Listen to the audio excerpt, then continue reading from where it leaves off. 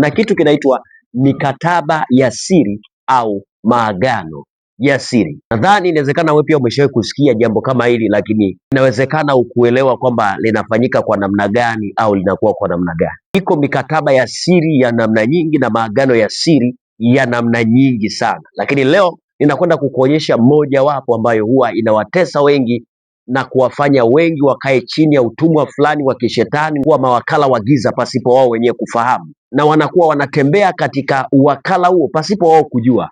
Lakini wakati mwingine wanajiuliza kwa nini kuna hali fulani kwenye maisha yao, lakini hawajui kwamba tayari wameshapigwa muhuri wa maagano ya siri yaliyofanyika katika ulimwengu wa roho. Wako wengine ni maprofet, wako wengine ni wachungaji, wako wengine ni walimu na nafasi mbalimbali kwenye kanisa, kwa sababu hii mikataba haiangalii jina lako, inaangalia unaonekanaje katika ulimwengu wa roho au mbele ya ufalme wa Mungu, na ufalme wao unaonekana kwa namna gani. Sasa nitakwenda kuelezea mkataba wa siri kupitia ndoto. Yes, mkataba wa siri ambao unafanyika kupitia ndoto. Huu ni mkataba ambao umewakamata wengi sana.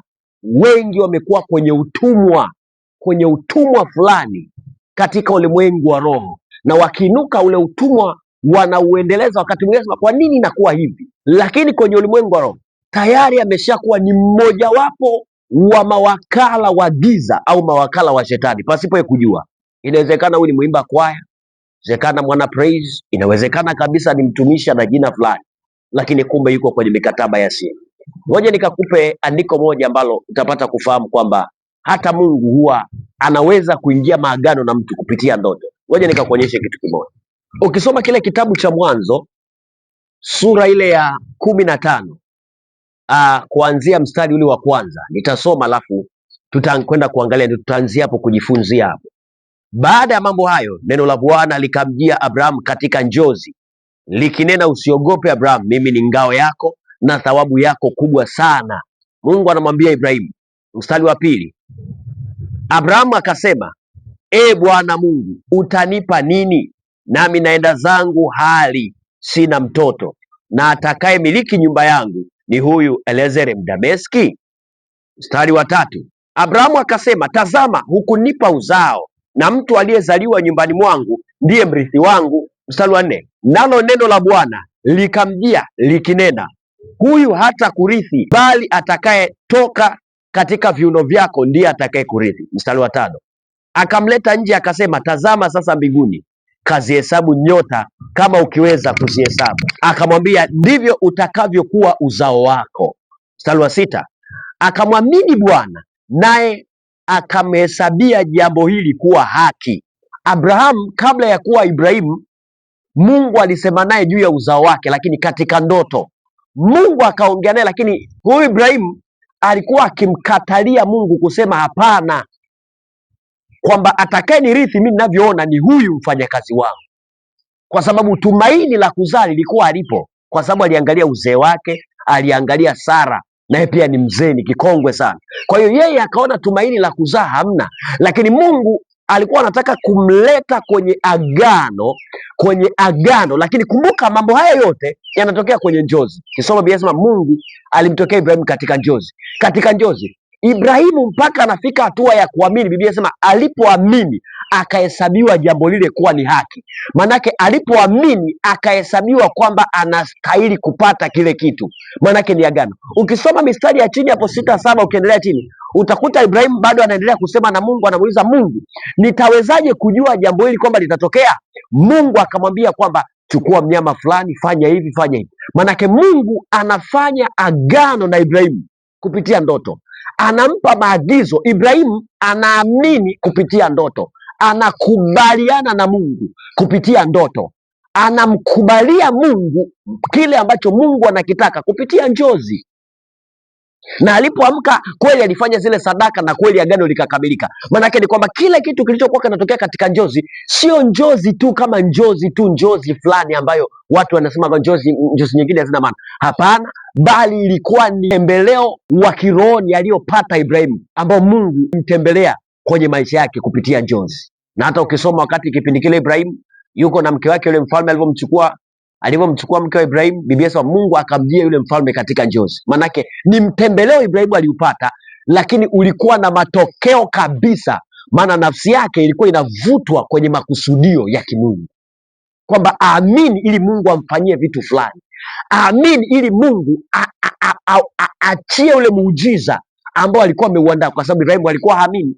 Kwa Mungu akamleta mpaka nje kumtazamisha nyota, ili anapoangalia nyota basi apate tumaini. Ndipo Ibrahimu alipotazama nyota akapata tumaini, na alipoamini ndipo hapo Biblia inasema Mungu akamhesabia jambo lile kuwa ni haki. Maanake ndipo kukatokea kuunganishwa katika ulimwengu wa roho. Huu ni mfano ambao nimekupa upate kujua kwamba kwenye ulimwengu wa roho sio tu Mungu, hata shetani anaweza kuunganisha watu. Ngoja nitakwenda kukwambia mambo fulani ambayo yanawakilisha huyu mtu ameunganishwa. Wengi wameunganishwa na ukahaba kwenye ulimwengu wa roho. Wengi wameunganishwa na mashetani na majini ya kwenye bahari kwenye ulimwengu wa roho. Ndio maana wengine utakuta wanaotaga wanalala na wanawake, wengine wanalala na wanaume, wengine na wanawake wenzao, mwingine anaona kawaida kwa sababu ananena kwa lugha. Nataka nikwambie kuna mikataba unaweza ukaunganishwa ukawa unanena kwa lugha kabisa. Yaani kabisa ukawa unafunga kabisa, na wakati mwingine ukifunga unaona zile roho ndio zinakuja zaidi kulala na wewe. Wengine wameunganishwa mikataba ya kichawi kupitia ndoto, na wengine kupitia chakula, wakaunganishwa kwenye mikataba fulani ya kishetani ya kipepo. Utagundua nini? Utajuaje kama umeunganishwa? Utafahamu vipi? Kitu cha kwanza, tazama mfumo wa ndoto zako. Tazama mfumo wa ndoto zako. Ndoto watu wanazoziota wengi huwa wanadharau. Wengi wanadharau ndoto, au wanasema ndoto hazina maana. Nataka nikwambie, ndoto inafunua ulimwengu wako wa roho halisi. Ndio maana hakuna hata mtu mmoja ambaye anasema kwamba ngoja nilale niote hivi. Hayuko. Huwa inakufunulia uhalisia wa ulimwengu wako wa roho, ulimwengu wako wa roho. Kuna mwingine hana ukahaba wa nje, lakini kwenye ulimwengu wa roho ameshasainishwa ukahaba wa rohoni. Manake mapepo yanapokezana kulala naye, mashetani, mawakala wa giza wengine wa kifrimason wanapokezana kulala naye kwa ajili ya kuishia nyota yake, kwa ajili ya kuitumia nyota yake. Na wengine wanachukuliwa kabisa, yani analala lakini anachukuliwa, anakwenda kufanya vitu. Na kuna wengine ni mama wachungaji. Hicho ninachokwambia sio kama nakwambia uongo, ni mama wachungaji huwa wanachukuliwa, na wengine wachungaji wanachukuliwa, wanapelekwa kwenye vikao vya baharini. Kuna ajenda za kipepo zinazungumzwa, lakini wakishaamka vinafutwa vyote. Vikishafutwa vyote vile ambavyo wameviona kule, inabakishwa ile ajenda, yani tabia. Wanachua tabia ya kusababisha ile ajenda iliyojadiliwa kule waitimize kwenye makanisa. Yani mfano hivi, huyu binti yuko katikati ya praise and worship na huyu kijana wa kiume, lakini huwa wanachukuliwa usiku kwa sababu wana mikataba ya siri chini ya bahari pasipo wao kufahamu. Yani wanachukuliwa, mfano kikao, tunataka tushambulie ile kanisa, tuliangamize, tulishushe. Manake wao wakifika kule kuna ajenda zinaingizwa kwenye nafsi zao. Alafu sasa kuna tabia zinakuwa tayari ziko ndani yao, ambazo ni tabia za kishetani, ambazo shetani ana uwezo wa kuzitumia kukamilisha zile ajenda.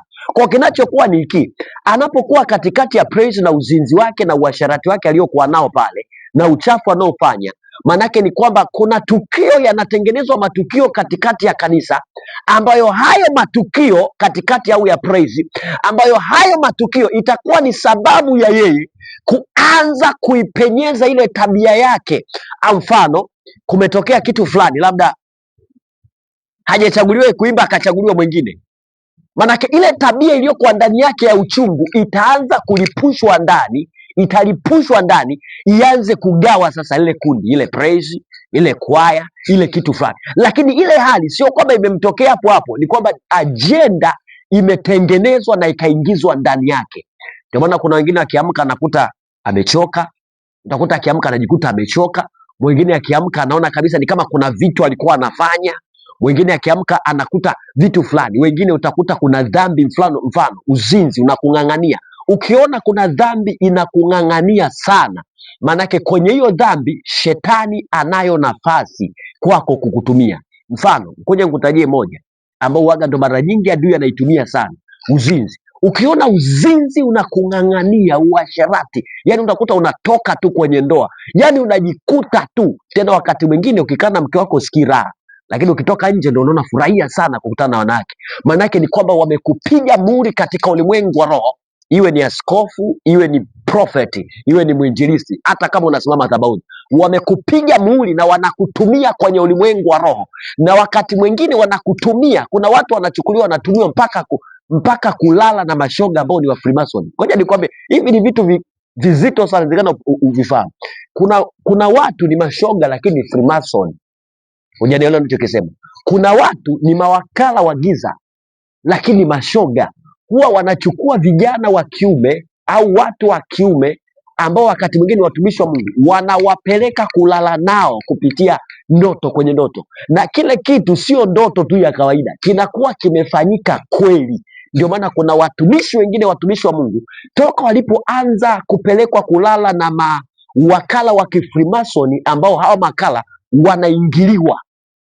Umenisikia vizuri? Wanaingiliwa na wao wanawaingilia wengine waliopelekwa. Toka hapo hao watumishi nao wakaharibika kihuduma, nao wakaanza kutamani kulala na wake zao kinyume na maumbile. Ndio maana sasa hivi nakwambia kuna maprofeti wanalala, kuna maprofeti, kuna mitume, kuna manabii, kuna wengine wazee wa kanisa wanakuwa na kiu sana ya kulala na wanawake kinyume na maumbile, wake zao, na wengine wanatembea na mabinti makanisani, wanatembea kinyume na maumbile. Na baada ya kufanya hivyo tu, yule binti naye anakuwa ni kama kaingizwa maspiriti fulani.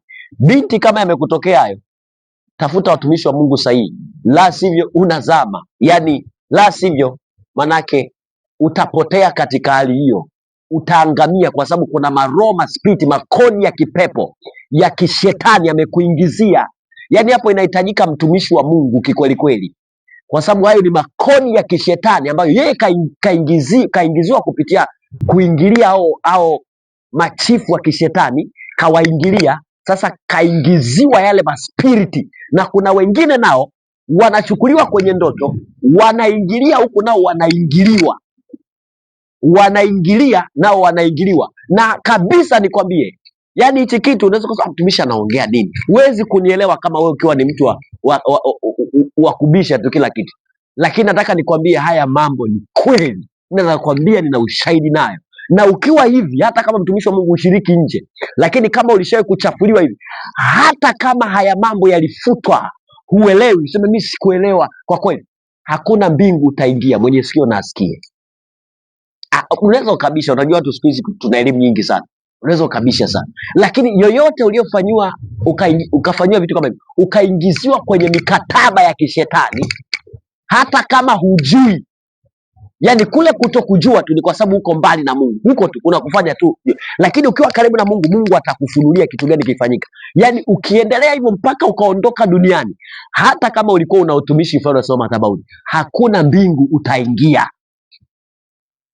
Mbinguni huwezi kwenda kabisa, nakwambia, ni kwa sababu kuna makodi ya kishetani wamekuingizia. Sasa hivi shetani huwa anatumia mbinu hii sana ya kuwaingiza watu kwenye mikataba ya siri ya kishetani ambayo inatumia kupitia ndoto, mikataba ya damu kabisa. Damu yako inatolewa kabisa, inatolewa. Unaweza kuamka usiku ukajikuta umejikwaa sehemu, kumbe ile inaashiria kwamba kuna kitu umefanyiwa usiku ambacho kinachotokana na hicho kitu. Kumbe wakati wamekishakifanya rohoni, sasa wanataka kuchukua katika mwili, sasa waonyeshe. Na wakati mwingine wengine wanachukuliwa kabisa, na kuna mashetani yanasimamia hicho kitu, alafu yanawarudisha kwenye kitanda chao, yanawarudisha kwenye sehemu zao. Ndio maana tunaposema kwamba watoto wa Mungu natakiwa mtafute Mungu. Kuna watu wako madhabahuni na wamepigwa kodi za kishetani. Kuna watu wako wanakwaya, mwingine hajijui, amepigwa kodi za kichawi. Yani anapotazamika ni mchawi kabisa, anashiriki vitu vya kichawi, lakini yeye hajui hata kidogo, hafahamu kabisa. Mimi nimekutana nao wa namna hiyo kabisa, na nina ushahidi, nakwambia. Ni mbinu ambayo shetani anaitumia sana kwa kizazi hichi cha sasa hivi, ambacho kinajimixi sana, yani kimeokoka lakini kinajimixi sana. Mungu ni wa neema. Mungu ni wa neema. Mungu ni wa neema, lakini neema yake Biblia inasema, je, tutende dhambi kwa sababu neema ni nyingi? Mungu haangalii mavazi. Mapaja yako wazi, mwanamke anatembea. Mungu haangalii mavazi, anaangalia moyo. Ole wako, ole wako kama usipotubu, kama usipotengeneza, kama usipoweka sawa. Nataka nikwambie uko chini ya mkataba fulani, lakini utabisha, kwa sababu waloko mikataba pia wanaweza kaombea mapepo yakalipuka, yakapiga kelele, wakafunga. Yani ndio maajabu yake yako hivyo, na wengi ndio wanalogwa na hicho, Nakwambia nimekutana nao wanaoomba sana, wanafunga sana, lakini wako chini ya mkandamizo wa mikataba ya siri. Nakwambia sasa, nakueleza ukweli ulivyo. Kama ukikubali haya, usipokubali haya, shauri yako. God bless you. Mimi Junior Prophet.